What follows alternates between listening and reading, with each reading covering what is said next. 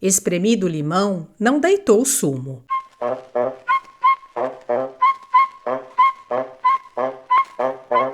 Olá, sejam muito bem-vindos ao canal Liberaudiolivro. Eu sou a Giovana e hoje vou ler o conto Artigo de Sensação da escritora portuguesa Alice Pestana. Se quiser informações sobre a autora, clique no card que aparece no canto direito superior ou no link na descrição do vídeo.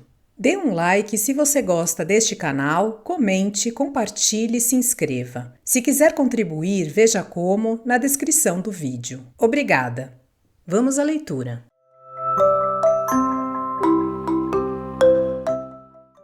Frio de rachar. Nortada cortante entremeada de rijas bátegas. Até os pobres que não têm albergue se somem em noites assim, ninguém sabe para onde. Na redação, diferença termométrica de muitos graus. Lá dentro, uma atmosfera espessa, com mistura de fumo, poeira e ácido carbônico, oferece aos redatores relativo e saboreado conforto. No gabinete do diretor, tão animado quase sempre de vozes e de gargalhadas, reina agora silêncio completo. 9 badaladas lentas em São Roque. Coa breca, berrou com um murro na secretária o diretor. Muito tarda hoje aquele Cabral. E metia os dedos pelo cabelo riçado, ansioso de ideias, de inspiração. O Melo, do seu lugar, olhou-o com placidez um momento.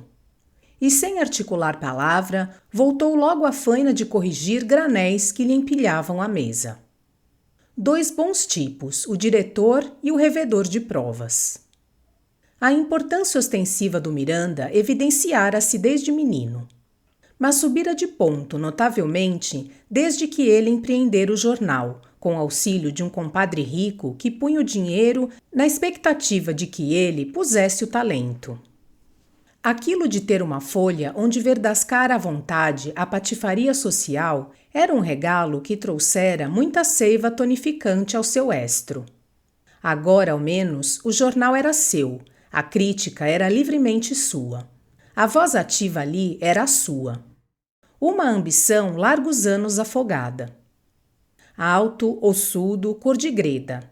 Bota afiambrada, risca muito firme nas pernas das calças, gravata flamejante, colarinho descomunal e alvíssimo, chapéu do último figurino, luvas amarelas quase sempre com pontos, lenço perfumado, charuto grosso, anel de brilhante como uma ervilha, monóculo buliçoso, unhas aparadas, dentes muito sujos, tal o Miranda. É casado com uma esguia de olhos piscos e lorgom, muito dada a peles e pospontos de torçal de cores, invadida cronicamente da mania de nobreza que às tardes, do lado oriental da avenida, passeia 2 meninos anêmicos e arregimentados, vestidos de veludo e luvas brancas. O Melo é a antítese formal de tudo isto. Os colegas classificaram-no de pobre diabo e não o tomam a sério. Forjaram-lhe uma alcunha, o escolho, alvejando o que eles chamam, o seu implacável espírito de contradição. Tem 60 anos e é solteiro. Sustenta uma carga de família pobre que se lhe aninhou em casa. Mana viúva e uma quadriga de sobrinhas puxando um impetuoso carro de exigências, todas tendentes à aquisição de 4 maridos que as 4, de comum acordo, procuram com a mesma avidez de dignidade matrimonial. Excêntrico de marca, eis a cotação mais alta de que desfruta o Melo na redação. Mas nem por isso deixa de ser ali pedra angular. Ele tem 2 paixões, a nitidez da impressão e a gramática. Quando endireita os óculos, não há gralha nem barbarismo que lhe escape. O seu serviço é impagável. Leva os serões de pena em riste, corrige mais corrige, diante dos granéis e provas de página. Todo o que esbarrou num problema ignorado de gramática vem bater aquela mesa. Sem ele, etimologia e sintaxe andariam por ali em farrapos. Ninguém sabe palavra de tais velharias. De inverno havia 3 coisas que ele não largava, ainda que o sol dardejasse: o varino, o cachené e o guarda-chuva. Não fumava e tinha ideais republicanos que, largo em largo, explodiam por entre a atmosfera incolor, acomodatícia da redação, como um foguete em meio de grossa nevada. Tinha um estribilho: que burros! Entrara-lhe aquilo com aplicá-lo à barbaridade dos tipógrafos quando revia os granéis. E logo, insensivelmente, deslizara a distribuí-lo com largueza a toda a gente. As suas botas eram fenomenais, cheias de protuberâncias com relevo orográfico. Corria como certo que a mão agradecida de Dona Felisberta, a mana viúva, lhe traçava nas calças intrincada geografia de remendos e passagens. Nunca chegou a averiguar-se. Obstavam duas porfias inquebrantáveis, a do gabão no inverno e a do guarda-pó no verão. O Miranda ergueu-se de um jato, mordeu o charuto, acendeu-o impetuosamente no bico do gás e mediu o quarto a passos nervosos. Ao mesmo tempo, engalfinhava os magros dedos pela crespa cabeleira que lhe resguardava o talento. O Melo olhou um momento e voltou placidamente aos granéis. O outro sorriu sarcástico, mal-humorado. A paz de espírito é que eu lhe invejo, ó Melo. Nunca o senhor foi homem que um dia por acaso nos trouxesse aqui uma boa notícia, uma notícia de sensação. Já é, vê a gente em apertos e nada. O Melo, com o seu usual que burros, marcou sinal de abrir parágrafo e a seguir resmoneou entre dentes. Eu para esses biscates não sirvo. Pois, fôssemos todos a dizer o mesmo. As assinaturas não sobem. E o fato é que o jornal tem decaído. Levamos semanas inteiras sem um artigo que se diga verdadeiramente de sensação. Tudo água chilra. Também há que tempos não aparece um crimezito de jeito. Já me lembrou meter uns artiguitos de modas com figurinos. Você que diz, ó Melo? Estrondeou a grande tosse do Cabral, a interromper-lhe a música predileta, o hino da carta, que ele vinha assobiando entrecortadamente. Homem, até que enfim, bradou-lhe o Miranda, regozijado. Trazes material para a loja? Tu, ao menos, melhor ou pior, é raro o dia. O Cabral tinha atirado consigo para uma cadeira estafado. Andava sempre a correr para certificar-se de não ter lesão no coração. Finava-se com medo de doenças. Apalpando solenemente uma das algibeiras, anunciou satisfeito. Trago canela fina ao menino.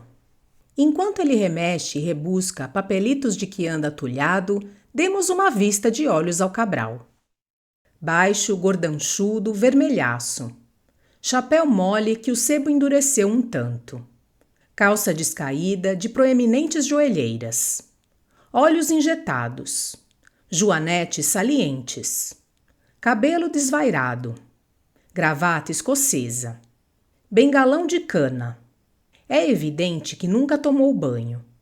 A sua passagem traz uma vaga reminiscência de queijo roquefort. Na boca sempre uma coisa, palito ou cigarro. Despede profusão de gafanhotos quando fala. Usa muitos vocativos.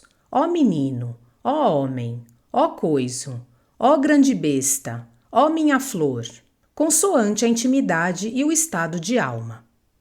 Vive numa casa de hóspedes. Não quer pensões. Fuma cigarros como um desalmado e a tosse não o larga. Busca sempre a proximidade do escarrador, adminículo indispensável ao seu bem-estar. Sobre a mesa de trabalho, há de ter por força o almanaque comercial, a folhinha do ano corrente e uma botija de genebra. Pois isto é do fino. Não adivinhas, ó coiso? E o Cabral escolhia, procurava, não logrando sair a contento da confusão das suas notas. Sei cá. Roubo de polpa? E o Miranda escancarava olhos cobiçosos. Upa, upa, muito melhor. Tens para 2 ou 3 dias pelo menos. E elevando enfaticamente a voz, duplo crime de filicídio. Criminosa de 20 anos. Hoje não se apurou grande coisa. Mas amanhã, entre diligências policiais e o mais que se apanhar por fora, dá-te pelo menos página e meia. Bem, desembucha, que se faz tarde. E o Miranda foi sentar-se à secretária, estendendo maquinalmente para o tinteiro os dedos onde tremeluzia o brilhante do tamanho de uma ervilha. Como o outro continuasse a complicada rebusca entre papelinhos miúdos que eram o seu sistema e o seu desespero cotidiano, ele, para ganhar tempo, escreveu com letra garrafal no alto do seu linguado. Tinha sempre predisposta à mão uma rima de linguados. Mãe desnaturada, e ficou por distração a acentuar muito os grossos nas duas palavras. Cá está. E o Cabral leu, depois de ter tossido e escarrado ponderosamente. Maria do Rosário Caramujo, filha de Romana da Encarnação e de Aparício Caramujo, apontador da via férrea da linha de oeste, solteira, criada de servir, de 20 anos, foi presa à chegada do comboio de alfarelos e conduzida à esquadra da Rua de Santo Antão, onde ficou incomunicável. Bem, homem, mas o crime, pediu impacientado o Miranda, que já molhara 3 vezes a pena e não passara de pintar e repintar as duas palavras mãe desnaturada, que já via dançar como diabinhos sobre o papel pautado. Já lá vamos, ó filho. E o Cabral deitava o gadanho a outro papelito, mais pequeno que o primeiro e muito mais sujo. Leu mentalmente e narrou depois em voz alta. Filaram a rapariga por ter havido denúncia de que pretendia matar um filho que trazia numa canastra. Parece que eram 2 gêmeos e que o outro já foi pelo mesmo caminho. Um cúmulo de malvadez. Se vissem como a cabra chorava no caminho para a esquadra, tudo umas embusteiras. E o Cabral foi largar os apontamentos na mesa do diretor. Você viu-a? Perguntou o Melo, levantando os óculos para o alto da cabeça. Bem boa, por sinal, uns olhos pestanudos. E o Cabral formava um círculo com os dedos da mão direita, unindo o polegar ao indicador. Assim. E a criança? Lá ia também de charola para a esquadra, nos braços de um moço. Berrava como um porco atado pelo pé. Uma enferneira. Pobre criaturita. Bem, concluiu Miranda, muito prático. Deixemo-nos de sentimentalismos, senão não se faz nada. Afinal, em resumo, o que é por atitude positivo? E percorria, de olho desprezador, os apontamentos do Cabral. Ó menino, positivo, não temos ainda nada, mas... Então, bolas, muito obrigado. E vinhas tu com esses espalhafatos. Afinal, o importante, a mulher matou ou não matou? É quase certo que matou o outro e quis matar este. Ainda te parece pouco? Com a tua facilidade, tens mais do que assunto para um artigo de sensação. Pudesse eu.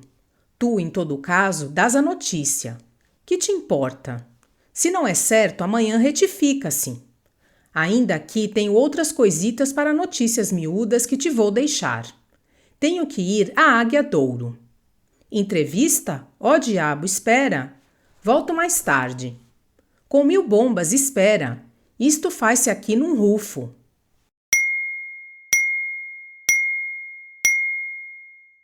O Cabral encolheu os ombros. Resignadamente foi-se à botija, saboreou um copito de genebra e terminou a operação com um eloquente estalo de língua. Depois pôs-se a refundear uma gaveta cheia de papeluchos revoltos. O Miranda era todo concentração, anediando a gaforina. Tomando atitude resoluta, molhou a pena outra vez e começou lendo alto. Mãe desnaturada. Ponho-lhe o título Filicídio e Tentativa, hein? Vai bem, aplaudiu o Cabral, sempre a revolver, preocupado, os papéis da gaveta. Tipo um pouco mais pequeno. Vai bem, vai. O Miranda, eletrizado, ia escrevendo e lendo alto, com inflexão teatral. Deliciava-se na harmonia dos períodos. O caso que narramos hoje é daqueles que arrancam brados de indignação, apesar de serem frequentes por culposa benevolência dos tribunais. O preâmbulo está filosófico, apreciou Cabral, preparando um cigarro. Cala-te agora, suplicou febril o Miranda, e prosseguiu. Faltam, por enquanto, dados seguros para uma acusação positiva, mas tudo leva a crer que estamos diante de uma verdadeira fera. Triste aberração da natureza, não pensando mais que em destruir os seus próprios filhos. O caso é para causar sensação. O caso é para causar, a modo que não soa lá muito bem, ó coiso, intercalou Cabral, acendendo o cigarro no bico do gás. Tens razão. Põe-se notícia. A notícia é para causar sensação e provocar justa indignação. Agora verso, grunhiu mal-humorado o Melo. Hein? Ecoou Miranda, sempre nervoso com as interrupções. Cá falo, e o Melo continuou corrigindo os granéis com tanta força que rompia o papel. Como preâmbulo, já basta. Agora copie os apontamentos só com uma ou outra palavra mais viva para dar realce, para dar cor. E o Miranda ia escrevinhando sempre, tendo na mão esquerda a tirita de papel com letra microscópica e esgarafunchada fornecida pelo Cabral.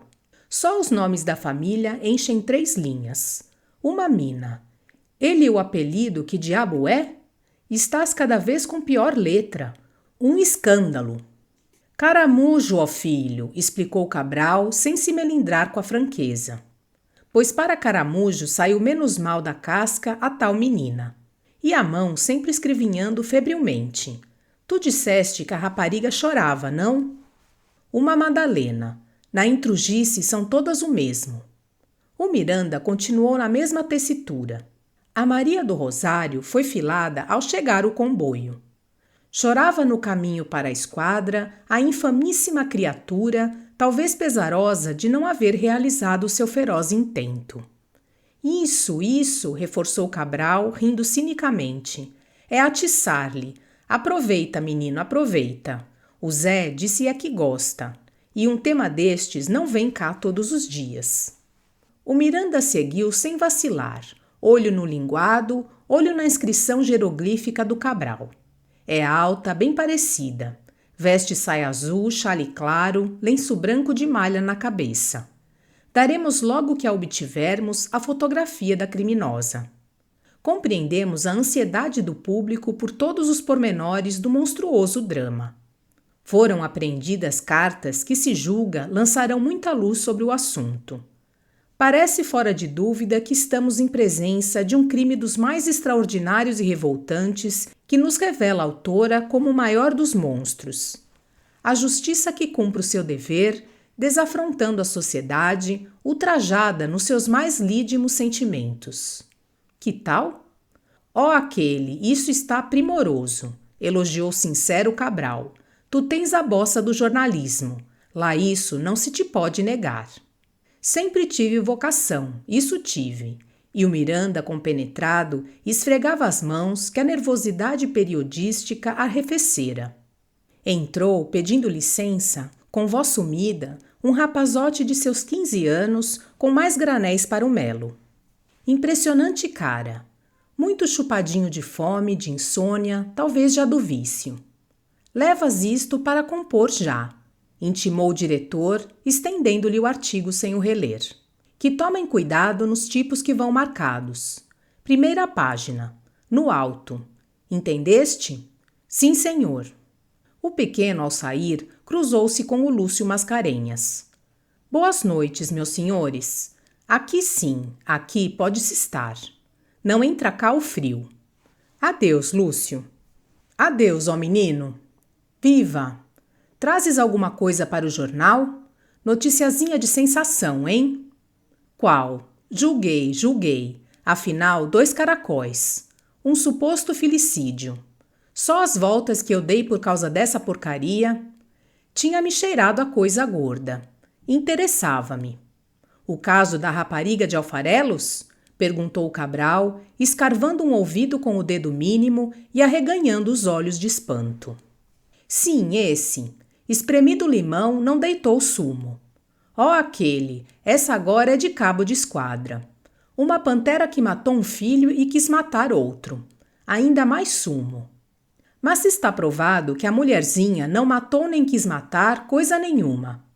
Venho agora mesmo da esquadra. Afinal, resume-se tudo nisto. A rapariga saiu há meses da casa onde estava a servir e foi para a dos seus pais, onde teve 2 crianças. Secou-se-lhe o leite.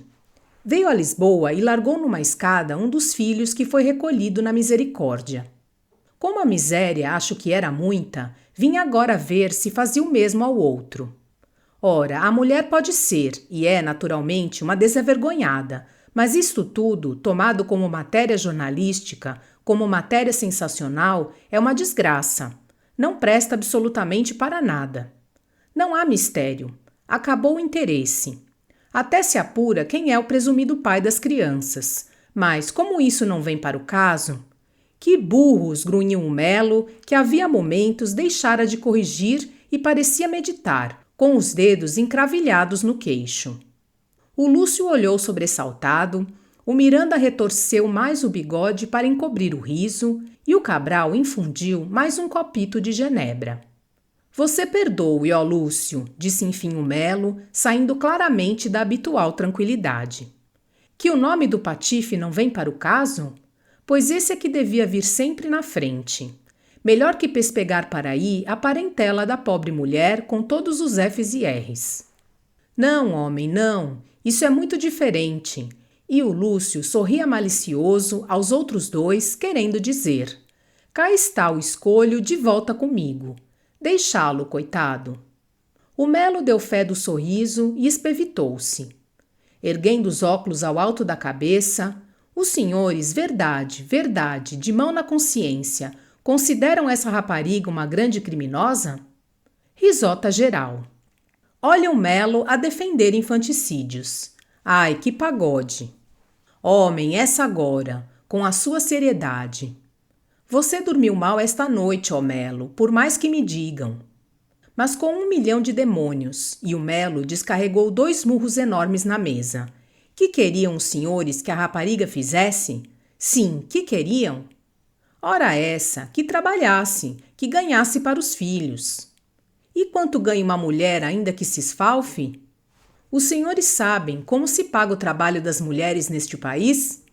Ó Melo, a modo que isso agora trescala o feminismo, irra, e o Cabral despedia gargalhada e tosse atroadoras. Mais lógica é o que falta, mais lógica e mais humanidade. E o Melo esfregava os óculos com o lenço para a vazão da atividade nervosa. Nos outros crimes não se exigem responsabilidades a todos os cúmplices? E neste, por que não? Elas, quando não os matam, também os veem muitas vezes morrer de fome. Mas desse crime ninguém quer saber, ninguém lhe busca o responsável. Bem, isso agora já é transcendência demais para o jornalismo, decretou Miranda de testa franzida, assumindo seu arzinho grave de diretor. A obrigação de uma folha diária é trazer o público ao corrente dos acontecimentos. Questões de doutrina não são para aqui. Deixemo-nos de filosofias que não adiantam para nada e vamos ao que importa. Deixa-se ir a notícia como está? Não, homem, não, protestou vivamente o Cabral. Tem que se reformar. Que diabo de maçada! E é que saiu bom o artigo. Tem vibração, tem frêmito. É de que precisam os jornais para viver. Houve um silêncio cheio de concentração. O verdadeiro é rasgá-lo, optou corajosamente o Melo. Este Melo, gargalhou o Cabral atroadoramente. Se o homem sempre foi jacobino chapado. O Miranda trejeitou dos ombros muito frenético. De repente, com uma forte palmada na testa. E se publicássemos uma local na última página com epígrafe à última hora, atenuando a notícia? Excelente, ó grande diabo, tu hoje estás feliz.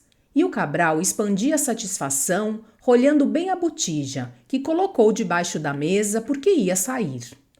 Não me parece mal, conveio Lúcio. Sempre se aproveita um pouco o efeito. O Miranda puxara um linguado em branco e já estava de pena em punho. Esgarafunhou. A última hora. Mãe desnaturada. Somos informados de que este caso não tem a gravidade que a princípio se lhe atribuiu. Fiéis ao propósito de bem informar os nossos leitores, voltaremos amanhã ao assunto com todos os esclarecimentos que pudermos obter. O Miranda pousou a pena, muito contente de si, e levou o dedo ao timbre. Apareceu logo o rapazito, o cara chupada. Toma, manda compor. Vai na 3ª página. E as provas aqui ao Sr. Melo. Não confio nessa gente nem para isto. Entendeste? Sim, senhor.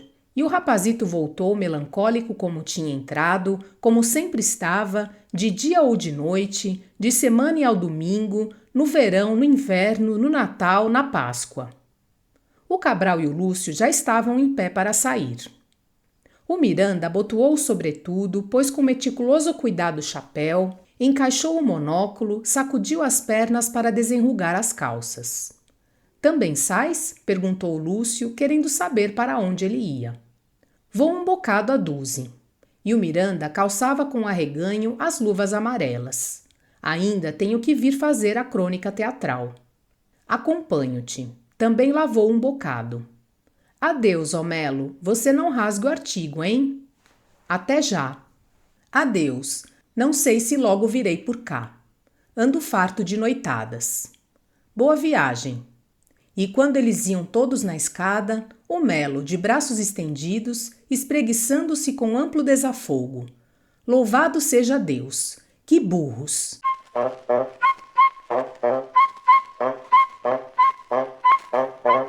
Desejo que tenham gostado do conto Artigo de Sensação, da escritora portuguesa Alice Pestana. Obrigada por sua companhia e até a próxima leitura.